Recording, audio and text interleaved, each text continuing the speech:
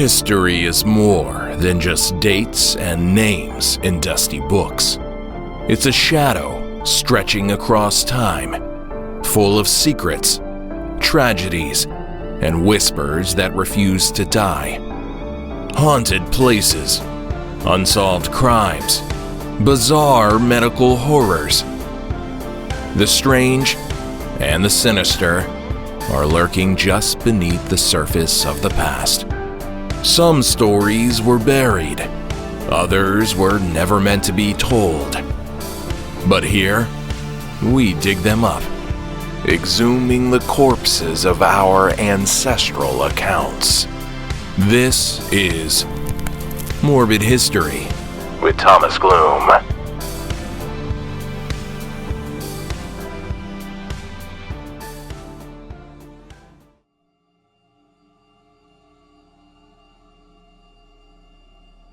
The year is 1942, and night has fallen across the quiet coastal city of Pascagoula, Mississippi. War rages across the globe, yet this southern town faces its own kind of battle with the dark. A young woman has locked the doors and windows of her home, even checking them all a second time to make sure she hasn't accidentally missed one.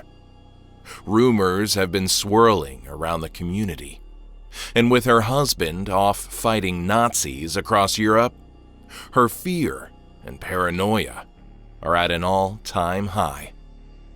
She lays in bed, lights a candle, and pulls out her well-worn copy of Hemingway's For Whom the Bell Tolls. The rustling leaves outside her window keep drawing her attention from the words on the page. Was it simply the wind? Or something more sinister? Eventually, her mind is absorbed by the story. 20 minutes later, her eyelids droop, and she drifts off into a dreamless sleep. The next morning, the woman's ear-splitting screams bring her neighbors rushing over to see what the commotion is about. The story she tells them isn't the first of its kind in Pascagoula. While she slept, someone tore through the screen of her window, snuck to her bedside, and cut off a few locks of her hair. While most of the world's eyes were on the horrors of World War II, Pascagoula, Mississippi faced its own strange mystery. An unseen figure who invaded homes, cutting locks of hair from sleeping victims. He never killed anyone, but his eerie visits sent chills through the town, and eventually the country, earning him the name the Phantom Barber.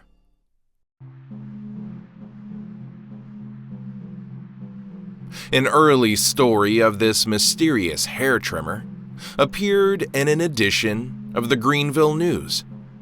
His first victim was a young girl named Mary Evelyn Bridges, who was sleeping in a room with her sister at the Our Lady of Victory's convent. In an interview, she said, quote, "I saw the figure of a kind of short, fat man bending over me with something shiny in his hand, and he was fooling with my hair. When he saw me open my eyes, he said, 'Shh.' I yelled. He jumped out of the window." Unquote. A few days later, the Phantom Barber struck again, this time lobbing off the hair of a 6-year-old. Carol Peedy, who had previously sported shoulder-length hair, awoke to find her haircut as short as her younger brother's. An adult woman, Mrs. R.E. Taylor, had some of her hair cut off while she was in the same bedroom as her husband and 2 children. She recounted, quote, "I had a vague feeling of something passing over my face, then woke up feeling ill." Unquote. This led local police to believe that the Phantom Barber was using chloroform to keep his victims asleep while he did his creepy deeds. As reports of the Phantom Barber spread, local law enforcement found themselves facing a baffling mystery. The crimes, while bizarre, were not the typical acts of a criminal mastermind. There was no robbery, no assault, except in the one possible chloroform case, and no clear motive. Yet the psychological toll on the town was immense. The police ramped up nightly patrols, scanning neighborhoods where the Phantom had struck. Officers urged residents to lock their doors and windows, something that was not necessarily common practice in small-town Pascagoula before the crimes. A $300 reward was issued. Then, it was up to $400, before finally rising to $500, which, at the time, wasn't chump change. Some citizens, skeptical of law enforcement's ability to catch the perpetrator, began taking matters into their own hands. Many men took to sleeping in chairs near their front doors, armed with shotguns, waiting for a chance to confront the intruder. A few residents claimed to have seen a shadowy figure darting through the night, but no one could describe him in any real detail. Footprints were sometimes found near crime scenes, but they led nowhere, as if the Phantom, living up to his namesake, had simply vanished into thin air.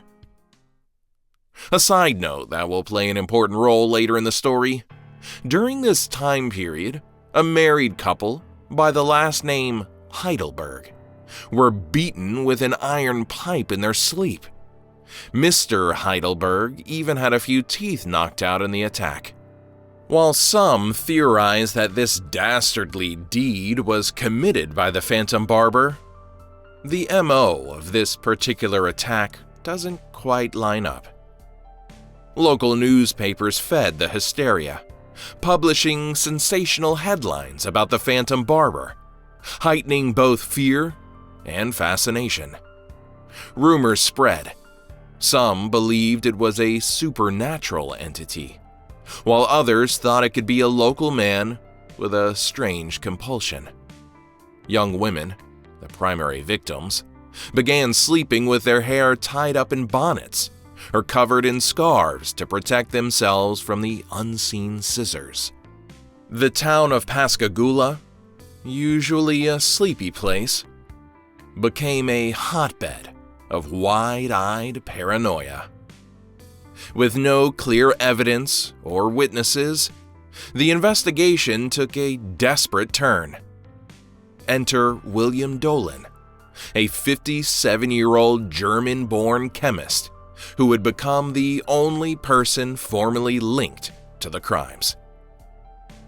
Why Dolan, you may ask? Well, Dolan had a reputation for being eccentric, and, conveniently for authorities, he had a grudge against a prominent local family. One of the Phantom Barber's victims was Mary Briggs, the daughter of a judge, which put extra pressure on police to find a suspect. Adding fuel to the fire, Dolan's German heritage made him an easy target during wartime, especially since he'd been publicly known for voicing German sympathies. Some in Pascagoula, already on edge due to World War II, whispered that the Phantom Barber might be a Nazi spy, because, of course, that made perfect sense, at least in the paranoid minds of the terrorized townsfolk.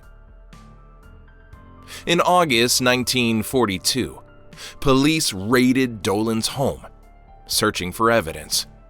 They claimed to have found strands of human hair in his house, but the forensic methods of the time were too primitive to prove they actually came from the victims. Despite the lack of direct evidence, authorities arrested him and accused him of attempted murder rather than the haircutting crimes. The charge was based on the attack of the Hindelberg couple, who had been beaten with an iron pipe in their home, leading to serious injuries. In a rapid trial, Dolan was convicted and sentenced to 10 years in prison for the assault. Oddly enough, he was never officially charged with the Phantom Barber incidents, meaning that while the town got their villain, no one could prove he was responsible for the actual hair thefts. Many suspected that the police, under enormous pressure to solve the case, pinned the crimes on Dolan without solid proof. So, there were some doubts and theories. Though Dolan was locked away, questions remained. The Phantom Barber strikes again? Interestingly, the strange haircutting incidents did not completely stop after Dolan's arrest. A few scattered reports of missing locks surfaced even after he was behind bars, raising doubts about whether he was the real culprit. Had police arrested the wrong man? Or were copycats taking advantage of the hysteria? In 1951, after serving 6 years of his 10-year sentence, Dolan passed a lie detector test, which suggested that he was innocent of the crimes. The governor of Mississippi, Fielding Wright, convinced of his wrongful conviction, pardoned him, and Dolan walked free. If he wasn't the Phantom Barber, that meant the real culprit was never caught. With Dolan released and no new leads, the case of the Phantom Barber faded into local legend. Some believed Dolan was guilty, but got lucky with his pardon. Others were convinced the real Phantom had been someone else entirely. Perhaps a disturbed individual who had since left Pascagoula or passed away. To this day, no one knows who truly lurked in the night with a pair of scissors, leaving a town in terror. The Phantom Barber remains one of America's strangest unsolved mysteries. A story that still makes Pascagoula residents shudder when they think about it. A mystery, a possible wrongful conviction, and a whole town too scared to get a haircut. So was William Dolan truly the Phantom Barber? Or did Pascagoula's mysterious midnight intruder simply vanish into the night, scissors in hand, never to be caught? We may never know the truth, but what we do know is that the Phantom Barber isn't the only figure in history to leave a town trembling under the cover of darkness. Strange, faceless prowlers have surfaced time and time again. Some attacking with blades, others leaving behind chilling clues, and a few vanishing as quickly as they appeared, their identities forever unknown. Take, for example, the Axeman of New Orleans, who promised to spare anyone playing jazz music. Or the Mad Gasser of Mattoon, who left entire families paralyzed with fear. Quite literally. And then there's Spring-Heeled Jack, a leaping, clawed figure who terrorized Victorian England. Like the Phantom Barber, their stories end in mystery, leaving behind only whispered legends and sleepless nights. Let's take a look at a few of these shadowy figures from history, cases that remain just as unsolved, just as eerie, and just as morbid. The Halifax Slasher, 1938, England.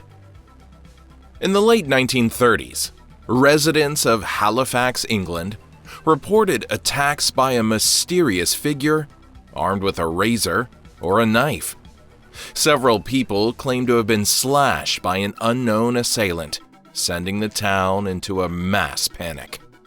Police investigations eventually revealed that most of the injuries were self-inflicted or fabricated, a case of mass hysteria gone out of control. The Servant Girl Annihilator, 1884 through 1885, Austin, Texas. A brutal series of nighttime attacks in Austin, Texas, left 8 people dead. The killer, often described as a shadowy figure, would break into homes and attack sleeping victims with an axe or other blunt weapons. Some victims were killed, while others survived with severe injuries. The killer was never caught, and some theories suggest this could have been an early crime spree by Jack the Ripper before he moved to London. The Mad Gasser of Mattoon, 1944, Illinois.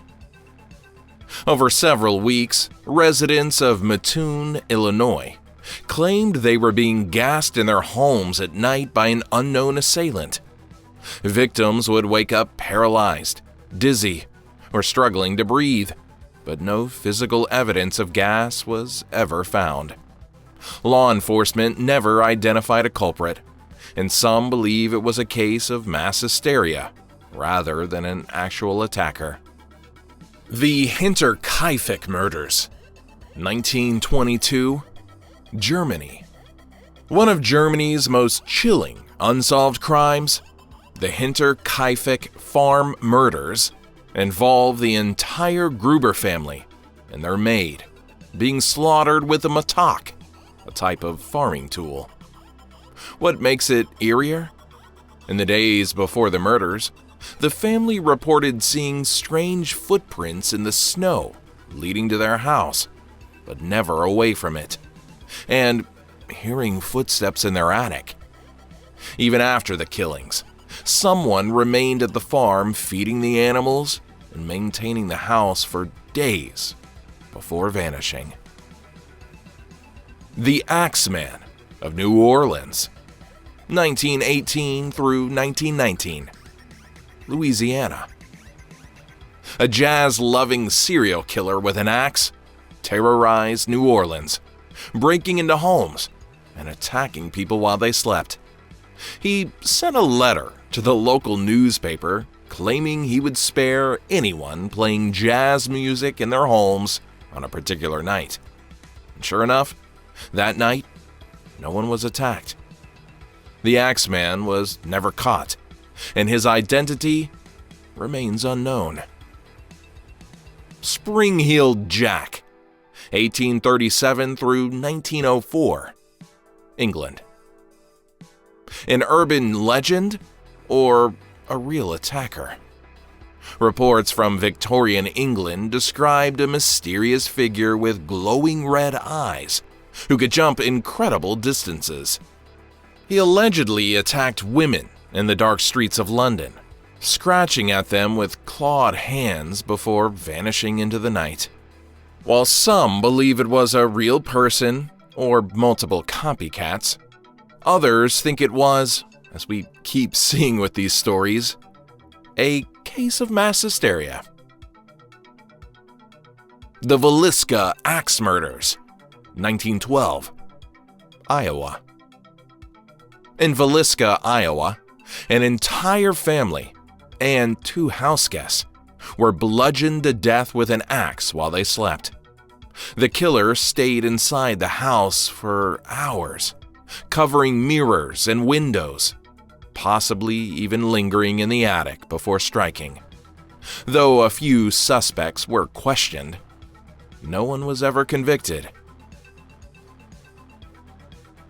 The Smiley Face Killer's theory, 1990s until present day. USA. A modern-day mystery involving the suspicious drownings of young men, often college-aged, across the U.S. Some believe they are unrelated accidents, but others claim that a secret group of killers is behind the deaths, leaving graffiti of smiley faces near crime scenes. No definitive proof has surfaced, but the theory remains a creepy, unsolved mystery. Alright, y'all. I had planned to wrap this episode up there, but after that last creepy mystery, I couldn't let it go. So let's dig a little bit deeper into these so-called smiley face killers. Urban legends and unsolved mysteries have a way of embedding themselves into the collective consciousness. We hear stories, we see patterns, and sometimes those patterns feel too deliberate to ignore. That brings us to one of the most chilling theories of modern times, the so-called smiley face killers. So let's start with the mysterious drownings. Since the late 1990s, young men have been vanishing after nights out, only to be found drowned in rivers, lakes, or other bodies of water days or weeks later. The victims all share eerily similar traits. They're college-aged, athletic, intelligent, last seen intoxicated in urban areas, and their deaths are ruled as accidental drownings despite unusual circumstances. Law enforcement has repeatedly dismissed these cases as tragic but unrelated, chalking them up to alcohol, cold water, and bad decisions. But then this smiley face theory starts to take shape. In the early 2000s, retired NYPD detectives Kevin Gannon and Anthony Duart noticed a pattern. Dozens of these drownings occurred in clusters across the Midwest and East Coast. In many locations, graffiti of smiley faces was found near where bodies were recovered. Their theory? These weren't accidents, but targeted murders by a network of serial killers. A shadowy group, abducting, killing, and disposing of victims in water. So, here are some chilling anomalies in the autopsy reports. Bodies found miles upstream or in locations that had already been searched. Signs of trauma suggesting possible strangulation or restraint before drowning. And then finally, the toxicology reports indicating possible drugging. So, a few notable cases and the unanswered questions that they brought with them. Patrick McNeil, 1997, New York City. He disappeared after leaving a bar, and his body was found in the East River weeks later with unexplained burns. He was possibly restrained before being dumped. Then there was Dakota James, 2017, Pittsburgh, Pennsylvania. Vanished walking home. His body was found 40 days later, miles from where he disappeared. His corpse showed ligature marks, suggesting strangulation. And before him, there was Chris Jenkins, 2002, Minnesota, specifically Minneapolis. His death was ruled an accidental drowning, but the case was later reopened as homicide when evidence suggested he was placed in the water after he had died. So, some more theories about this and then the skepticism that came. The FBI and local police dismissed the theory of some shadowy and roving group of murderers, stating there's no solid evidence of foul play. Some argue the smiley face graffiti is just coincidental, just common vandalism found in urban areas all across the country. Others suggest what's known as missing men syndrome, a tragic but natural pattern of young men feeling almost immortal and thus engaging in risky behavior. But Gannon and Duart insist that the evidence points to something darker, something still operating in the shadows today. So, are the Smiley Face Killers real? Is this an orchestrated network of predators? Or just an eerie case of confirmation bias? Whatever the truth is, young men are still disappearing, and the waters are still swallowing them. The question is, who or what is waiting in the dark? What is it about the unknown that unsettles us the most? Is it the thought that someone or something could be watching from the shadows? The idea that danger doesn't always announce itself with a scream, but sometimes with a whisper, a rustling outside your window, or a fleeting symbol scrawled on a wall? From the Phantom Barber slipping through bedroom windows in the dead of night, to the Smiley Face Killers, leaving a trail of questions in the water, to Prowlers whose motives remain forever unclear. Some mysteries refuse to be solved. Maybe the scariest part isn't what we know, it's what we don't know. Stay safe out there. And if you hear a noise outside your window tonight, maybe don't look.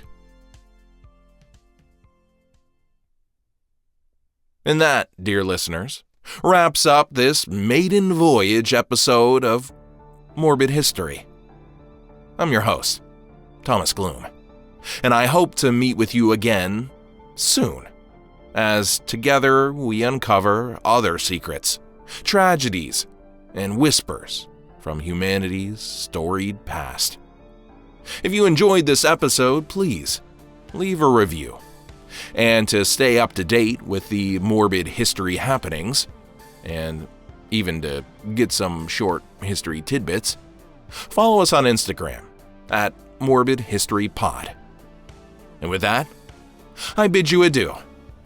Stay curious, and remember, history can be a lot of things, including morbid.